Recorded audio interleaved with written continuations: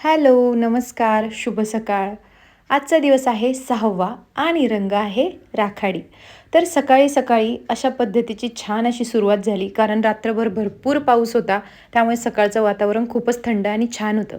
तर आज मी टिफिनला देणार होते भगर आणि त्याचबरोबर साबुदाण्याचे डोसे. तर मी रात्रीच भगर, त्यानंतर थोडंसं साबुदाणा आणि त्याचबरोबर थोडेसे शेंगदाणे असं रात्री हे भिजत घातलेलं होतं. भिजवून झाल्यानंतर हे पाणी मी चेंज करून घेणार आहे आणि ते मिक्सरला फिरवून घेणार आहे.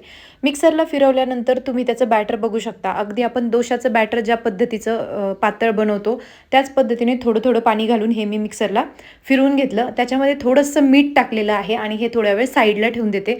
त्याबरोबर खाण्यासाठीची चटणी करण्यासाठी इथे मी सगळं साहित्य घेतले. थोडेसे शेंगदाणे घेतले, खोबरं घेतले, मीठ घेतलेलं आहे, थोडीशी साखर, 2 हिरव्या मिरच्या आणि ह्याच्यामध्ये मी 2 चमचे दहीसुद्धा नंतर ॲड केलेलं होतं. अशा प्रकारची चटणी मी करून घेतलेली आहे. त्याचबरोबर इकडे मी बनवत होते रताळ्याची खीर.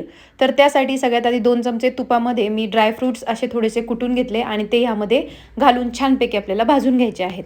ते भाजून एका छोट्याशा डिशमध्ये मी काढून घेतले आणि त्याचबरोबर यामध्ये घातलेला आहे रताळे स्वच्छ धुवून त्यावरची सालं काढून, त्याचबरोबर त्याला किसून घेतलं आणि तो जो किस आहे तर तो ह्याच्यामध्ये टाकून मी छान तुपामध्ये परतून घेणार आहे. 2-3 मिनटं परतून घ्यायचा, थोडासा मऊ होईपर्यंत. आणि छानपैकी परतून झाल्यानंतर यामध्ये मी थोडंसं दूध याच्यामध्ये ॲड करणार आहे, कारण रताळे जे असतात तर ती थोडीशी कडक असतात आणि ती थोडीशी मऊ होईपर्यंत आपल्याला छान परतून घ्यायचं आहे.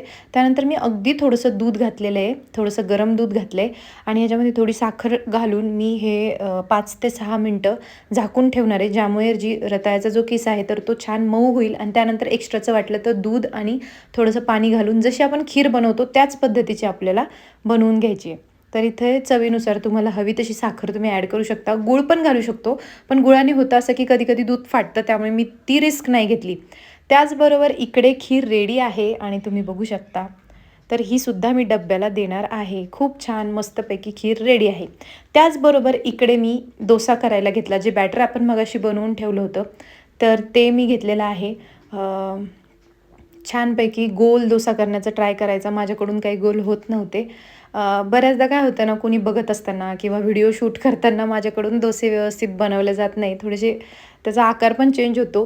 बट जेव्हा कोणी बघत नसेल ना, तेव्हा मात्र माझे डोसे जे होतात ना आणि जे काही जाळी पडली आहे ना डोश्यावर, तुम्ही बघू शकता अतिशय उत्तम झालेले आहेत आणि कुणी म्हणणार पण नाहीत की हे उपवासाचे डोसे आहेत. त्याचबरोबर आज डब्यामध्ये मी दिले होते इथे डिंकाचे लाडू आहेत, चटणी आहे, त्यानंतर ही खीर आहे आणि त्याचबरोबर जे डोसे आणि एक केळी. तर अशा पद्धतीचा उपवास चाललेला आहे. Thank so much.